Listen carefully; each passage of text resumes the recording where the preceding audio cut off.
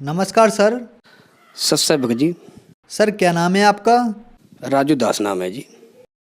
Sir कहाँ से हैं आप? मैं जिला गोरखपुर से हूँ, उत्तर प्रदेश से। सर संत रामपाल जी महाराज से नाम दीक्षा आपने कब ली? संत रामपाल जी महाराज जी से नाम दीक्षा मैंने 19 मार्च 2018 को लिया है। सर संत रामपाल जी महाराज से नाम दीक्षा लेने से पहले आप क्या भक्ति साधनाएं करते थे? संत रामपाल जी महाराज के चरणों में आने से पहले मैं निरंकारी मिशन में था। 25 साल मैं निरंकारी मिशन में सत्संग करता था।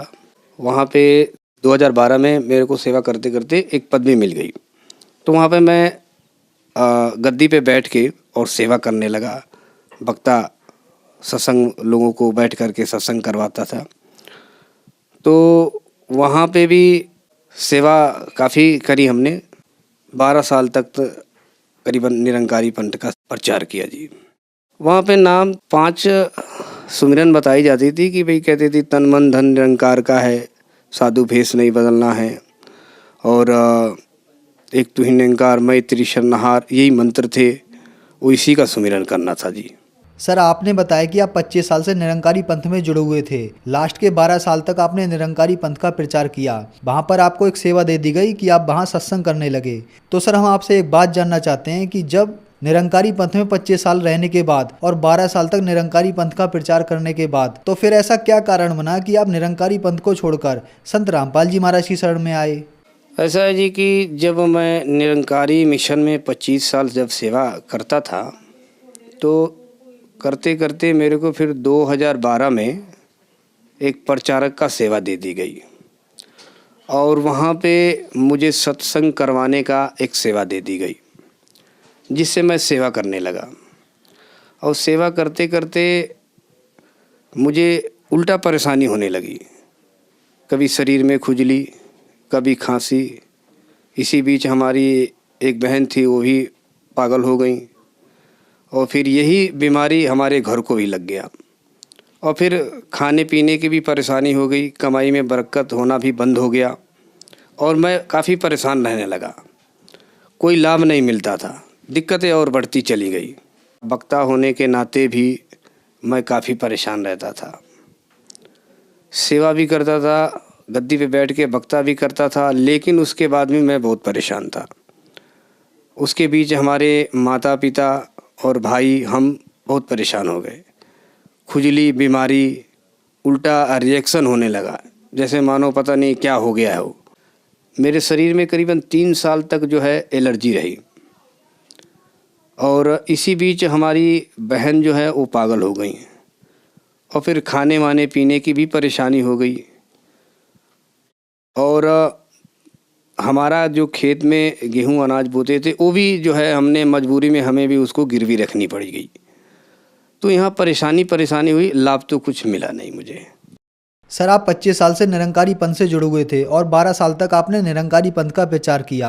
आप खुद वक्ता थे, सत्संग करते थे, आप लोगों को समझाते थे, लेकिन आप खुद परेशान थे। आपको और आपके माता पिता को भयंकर एलर्जी की बीमारी हो गई। आपने इलाज कराया लेकिन नहीं ठीक हुई। फिर आपकी बहन पागल हो गई, आपके ऊपर दुखों का पहाड़ टूट गया। तो फिर संत रामपाल जी महाराज के बारे में जानकारी आपको कहाँ से मिली? संत रामपाल जी महाराज के बारे में जानकारी हमारे एक भगत हैं, साले साहब हैं, उन्होंने बताया कि भाई जो आप भक्ति कर रहे हो उसमें कोई लाभ नहीं है, कोई फ़ायदा नहीं है, आप मेरे साथ चलो मुनिका। तो हमने पहले उनको 1-2 बारी मना किया कि नहीं जी कोई बात नहीं, हम कहाँ जाएंगे, हम कहीं नहीं जाते हैं, हमारे लिए निरंकारी पंथ ही सब कुछ है, यहीं है सब कुछ। तो बोले नहीं, एक बार आप चल के देख लीजिए, आपको जाने में क्या दिक्कत है। तो उन्होंने 1-2 बारी कही, तो मैंने कहा भाई चलो। तब मैं फिर मोनिका सतलोक आश्रम में पहुंचा। वहाँ पे हमने गुरु संत रामपाल जी महाराज जी के प्रवचन सुने, सत्संग सुने, तो मैं हक्का बक्का रह गया जी। और फिर वहाँ पे मेरे को रहा नहीं गया कि ये हुआ कि अब हमारे को यहाँ पे मंत्र जो मिलना चाहिए वो हमें चाहिए, हमें इच्छुक हो गए जानने के लिए। उसके बाद मैंने मोनिका आश्रम में जाके संत रामपाल जी महाराज से दीक्षा ली। सर हम आपसे पूछना चाहेंगे कि 25 साल से आप निरंकारी पंथ में साधना कर रहे थे और 12 साल तक आप वक्ता भी रहे, और फिर आप संत रामपाल जी महाराज की शरण में आए, तो इन दोनों की भक्ति में आपको क्या अंतर देखा? इन दोनों यानी कि भक्ति में बहुत ज़मीन आसमान का फ़र्क हुआ। पहली बात तो जो मेरी बेचैनी थी, जो परेशानी थी, वो एकदम शांत हो गई। और सबसे बढ़ के ये खुशी मिली कि मुझे असली भक्ति, असली ज्ञान यहाँ मिला संत रामपाल जी महाराज जी के आश्रम में।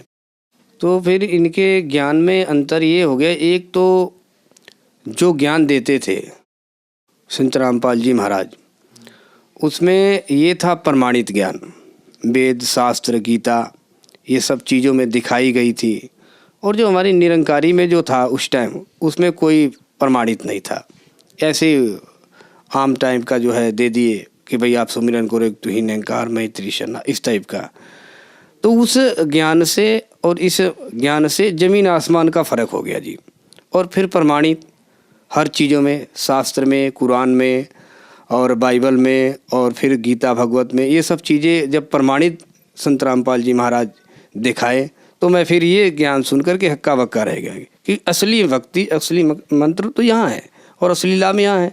सर, आपने बताया कि आपने 25 साल तक निरंकारी पंथ में साधना की, लेकिन आपको कोई लाभ नहीं मिला। आपकी आर्थिक स्थिति बहुत ज़्यादा खराब हो गई। फिर आप संत रामपाल जी महाराज की शरण में आए। तो क्या संत रामपाल जी महाराज से नाम दीक्षा लेने के बाद आपको कोई लाभ भी मिले? संत रामपाल जी महाराज के चरणों में आने से, दीक्षा लेने से बहुत लाभ हुआ। लाभ की तो कोई गिनती नहीं है। वहाँ पे निरंकारी मिशन में जब मैं सेवा कर रहा था तो उसमें मेरे कोई लाभ नहीं मिली, बल्कि मेरे शरीर में पूरी एलर्जी हो गई। और जब मैंने संत रामपाल जी महाराज के आश्रम में नाम दीक्षा लिया तो 1 हफ्ते के बाद पूरे शरीर की जो एलर्जी थी ठीक हो गई बिना किसी दवाई के। फिर उसके बाद जो मेरा वो खेत था गिरवी रखी, वो फिर 1 महीने के अंदर अंदर वो भी छूट गया। और फिर जो काम धाम हमारे बंद हो गए थे वो भी चालू हो गए संत रामपाल जी महाराज के चरणों में आने से, शिक्षा दीक्षा लेने से। और उसके बाद जो है, जो हमारी सिस्टर थी वो जो पागल हो गई थी, उनको भी हमने नाम दीक्षा लिया। पहले तो वो नाम दीक्षा ले नहीं रही थी, बड़ी मुश्किल से उनको हमने राजी करे, भाई मानो जाओ। तो उसके बाद हमने अपनी बहन को भी संत रामपाल जी महाराज जी से दीक्षा दिलवाई, तो उनको भी ये राहत प्राप्त हुई, वो भी ठीक है अभी। हमारी जो बहन थे उनका आपने सुना, मेरा सुना, यही सिस्टम, यही परेशानी माता जी को भी हो गया था हमारे, और हमारे भाई को भी हो गया था। और प्लस पॉइंट घर में भी बहुत तरीके से झगड़े होते थे, परेशानी होती थी, वो भी सब ठीक हो गई, उनके भी एलर्जी ठीक हो गई। और संत रामपाल जी महाराज के चरणों में आने से, इनसे दीक्षा लेने से हमारे घर की सारी परेशानी, सारी बीमारी ठीक हो गई बिना किसी पैसे के। सर, संत रामपाल जी महाराज से नाम दीक्षा लेने से पहले क्या आप कोई नशा भी करते थे? संत रामपाल जी महाराज के दीक्षा लेने से पहले मैं काफ़ी नशा करता था। मेरी 4-4, 5-5 डिब्बी सिगरेट हो जाती थी और बीड़ियाँ भी हो जाती थी। तम्बाकू भी बहुत खाया करता था, 3-3, 4-4 पैकेट एक दिन में खा जाता था। दारू भी बहुत पीता था और अन्य नॉन वेज वगैरह भी खाता था। सर, आपने बताया कि आप शराब पीते थे, सिगरेट पीते थे और मांस भी खाते थे। तो क्या संत रामपाल जी महाराज से नाम दीक्षा लेने के बाद आपकी ये बुराइयां छूट गईं? सदगुरु रामपाल जी महाराज के चरणों में दीक्षा लेने से संत रामपाल जी महाराज की ऐसी दया हुई कि सारी बीमारी और सारी नशा छूट गई भगत जी। सर, संत रामपाल जी महाराज से नाम दीक्षा लेने के बाद आपको लाभ ही लाभ प्राप्त हुए। आपका घर संत रामपाल जी महाराज ने खुशियों से भर दिया। तो जो श्रद्धालु आज आपको देख रहे हैं, खास करके निरंकारी पंथ वाले, उनके लिए आप क्या कहना चाहेंगे? मैं उनके लिए तो यही कहना चाहूँगा कि भाई मनुष्य जीवन है बड़ा दुर्लभ, मिले न बारंबार। आप उस नकली पंथों से हट के संत रामपाल जी महाराज के चरणों में आइए, इनसे दीक्षा लीजिए। आपको यहाँ पे बहुत लाभ मिलेगा और आपके सुखों की खान लग जाएगी। वहाँ पे कोई फ़ायदा नहीं है। वहाँ जो निरंकारी मिशन में हम एक पदवी पे थे, और वहाँ पे पदवी पे होने के बाद भी, वक्ता होने के बाद भी मेरे को वहाँ पे निरंकारी मिशन में कोई भी लाभ नहीं हुआ, बल्कि सारी दुखे ही दुख मिले। खेत गिरी हो गई, बहन पागल हो गई, हमारे शरीर में एलर्जी हो गई। यही सिस्टम हमारे घर वालों को भी हो गया, माता को, पिता को, बहन को।